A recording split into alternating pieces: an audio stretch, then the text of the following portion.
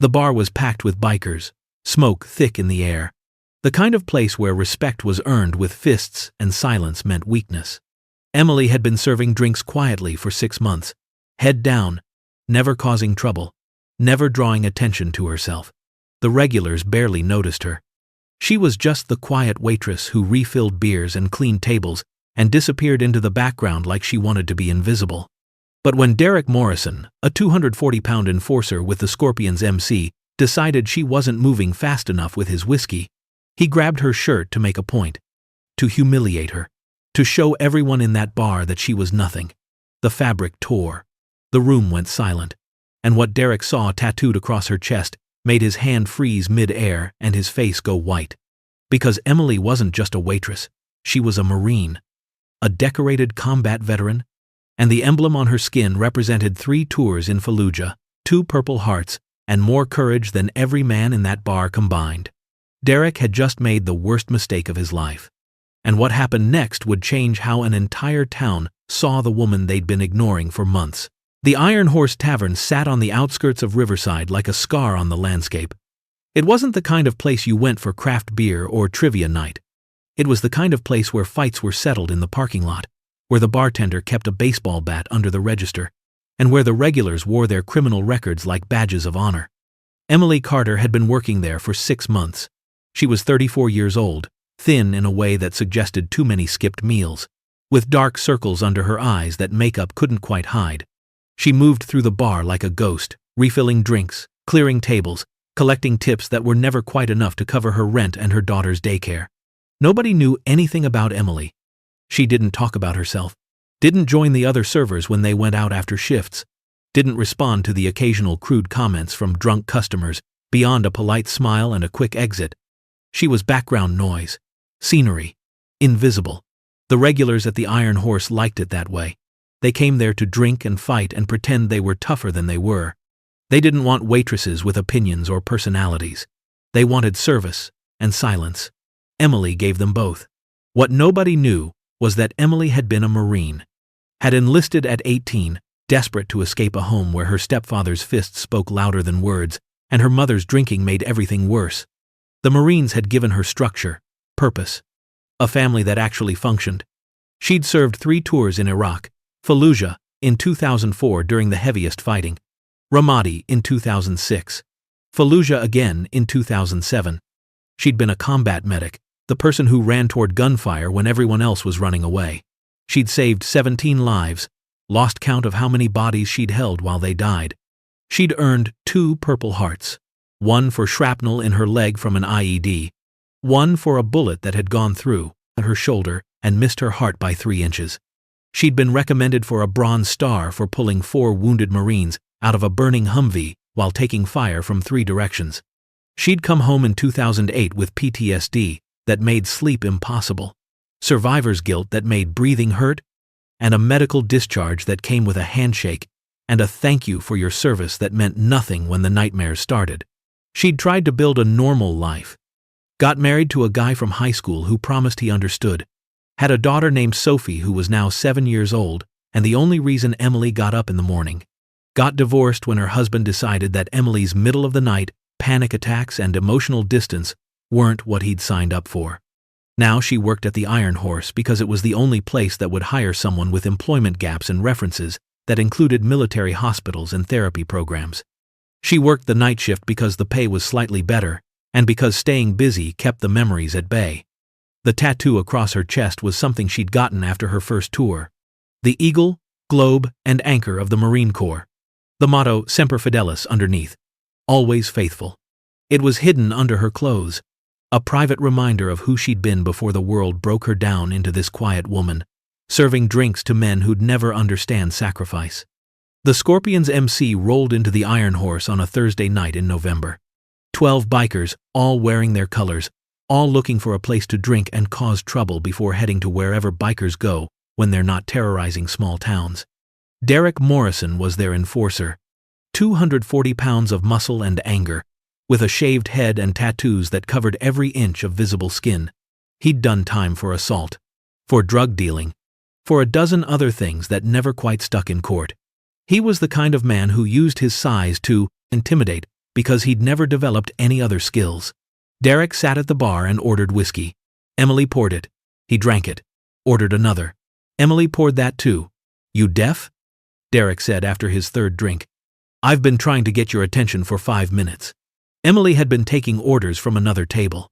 "I apologize," she said quietly. "What do you need?" "I need you to do your job faster," Derek said. His friends laughed. Emily nodded, poured him another whiskey, moved to the next table. Derek watched her go. Didn't like being dismissed. Didn't like that she hadn't reacted to his attempt at dominance. He was used to waitresses who either flirted with him or feared him. Emily did neither. "Hey!" Derek called out. "I'm talking to you." Emily turned. "Yes, sir?" "Don't yes, sir, me, like I'm your boss," Derek said. He stood up, walked toward her. The bar got quieter. People recognized the energy shift, knew what was coming. "I meant no disrespect," Emily said. Her voice was calm, practiced. She'd de-escalated situations more violent than this in Fallujah. A drunk biker in a bar was nothing compared to insurgents with RPGs. But Derek didn't want de-escalation. He wanted an audience.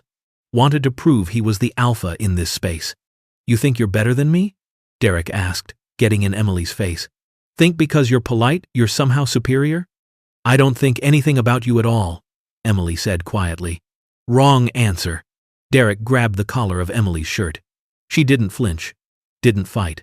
Just looked at him with eyes that had seen men die and weren't impressed by his performance. That lack of fear enraged Derek more than resistance would have. He yanked hard, ripping her shirt open, buttons scattering across the floor. The bar went absolutely silent. Derek had expected to see fear, shame, vulnerability. What he saw instead made him freeze. Tattooed across Emily's chest, impossible to miss, was the eagle, globe, and anchor, the symbol every Marine earns. Below it, the words Semper Fidelis. And below that, 2 dates, 2004 to 2008. Derek's hand dropped. His face went from red to white in seconds. The other scorpion stared. The bartender stared. Every customer in the Iron Horse stared at the quiet waitress they'd been ignoring for 6 months and realized they'd been blind. Emily stood there, her torn shirt hanging open, and didn't move, didn't cover herself, didn't run. Just looked at Derek with the same calm expression she'd worn when she'd pulled wounded Marines out of burning vehicles while machine gun fire tore apart the air around her. "You're a Marine," Derek whispered. "Was," Emily corrected quietly. "Now I'm a waitress." The shame on Derek's face was visible. He stepped back, looked at his brothers, looked at the emblem on Emily's skin, looked at the 2 dates that represented 4 years of service that he couldn't begin to comprehend. "I didn't know," Derek said. "You didn't ask," Emily replied. She pulled her shirt closed, held it together with one hand, went back to work like nothing had happened. But everything had happened. The scorpions left within 5 minutes. Didn't finish their drinks, didn't say goodbye. Just walked out in silence, Derek leading them, his swagger completely gone. The other customers slowly started talking again, but they talked about Emily now, about the tattoo, about what it meant, about how they'd been served by a combat veteran for 6 months and never knew. The bartender, a man named Lou who'd owned the Iron Horse for 20 years, walked over to Emily. "Take the rest of the night off," he said gently. "Paid?" "I'm fine," Emily said. "I can work." "I know you can," Lou replied. "But you shouldn't have to." "Not tonight." Emily nodded. Went to the back room. Changed into the spare shirt she kept in her locker. Sat down on a crate and let herself shake for exactly 5 minutes. Then she collected herself, grabbed her bag, and went home to her daughter. The story spread through Riverside like wildfire. By the morning, everyone knew about the quiet waitress who was actually a decorated Marine. By afternoon, people were stopping by the Iron Horse to see if it was true. By evening, Emily had 3 job offers from businesses that actually appreciated her service. She kept working at the Iron Horse. Not because the pay was good or the hours were reasonable, but because Lou had given her a job when nobody else would, and loyalty mattered to Marines even after the uniform came off. But things changed. Customers who'd ignored her now thanked her for her service. Men who'd been crude now apologized. The regulars started leaving bigger tips. And Emily, who'd spent 6 months trying to be invisible, found herself seen in ways she'd never expected. Derek Morrison came back 1 week later. Walked in during the slow afternoon shift when Emily was the only server working. He sat at the bar. Didn't order anything. Just waited until Emily approached. "I owe you an apology," Derek said. "A real one." Emily poured him water. "You already apologized." "No," Derek said. "I muttered something and ran away." "That's not an apology. That's cowardice." He pulled out an envelope, placed it on the bar. Inside was $500 in cash and a handwritten letter. "I wrote down everything I should have said that night," Derek explained. "About how I was wrong. About how I respect what you did. About how I'll spend the rest of my life trying to be better than the man who ripped your shirt." Emily looked at the envelope, at Derek's face, which showed genuine remorse. "You don't owe me money," she said. "It's not for you," Derek replied. "It's for your daughter. My mom was a single parent. I know how hard it is." Emily took the envelope, nodded. "Thank you." Derek stood to leave, turned back. "The Marines in my family, my uncle and my cousin, they said Semper Fi means something, that it's not just a motto, that it's a promise." "It is," Emily said. "Then I promise I'll do better," Derek said. "And I'll make sure everyone I know knows your story, not to embarrass you, but because people need to understand what sacrifice looks like. If this story about a Marine who carried her service in silence until the world forced her into the light moved you, hit subscribe. Because Emily's experience isn't rare, and the invisibility of veterans working civilian jobs is a national shame. Drop a comment about a veteran you know who deserves recognition, or about a time you misjudged someone based on appearances. Smash that like button if you believe that respect is earned through service, not demanded through violence. Subscribe because we tell stories about hidden heroes and the moments that reveal them. Emily Carter still works at the Iron Horse. She's the day manager now. Makes decent money. Has health insurance that covers Sophie's braces. Derek Morrison comes in every month, always leaves a $100 tip, never stays long enough to make it awkward. The Scorpions MC sponsors a veterans charity run every year now. Derek organized it. They've raised over $200,000 for PTSD treatment programs. Derek always invites Emily to speak. She always declines. But she always shows up, stands in the back, and watches these rough men learn what it means to serve something bigger than themselves. Sophie is 14 now. She knows her mother was a Marine, knows about the Purple Hearts, knows that the quiet woman who makes her breakfast and helps with homework once ran into gunfire to save strangers.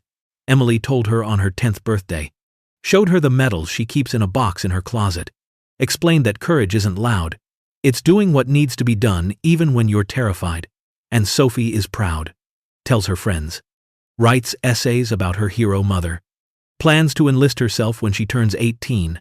Emily tries to talk her out of it, tells her about the nightmares and the scars and the friends who didn't come home. But Sophie just smiles and says that's exactly why she has to go. Because someone has to. Because service matters. Because her mother taught her that Semper Fidelis isn't just a tattoo. It's a way of life. That's not just a story about a torn shirt. That's a story about invisible sacrifices and visible courage. About how we overlook heroes because they don't wear their service like armor. About a Marine who traded her uniform for an apron and still carried more honor than anyone in the room. Emily never wanted recognition. Never wanted her story told. But sometimes the truth demands to be seen. And sometimes one moment of forced vulnerability becomes the catalyst for an entire community to understand what they've been taking for granted. The warriors aren't just the ones in uniform. They're the ones serving your drinks, teaching your kids, fixing your cars, living quiet lives, carrying loud memories, deserving respect we too often forget to give.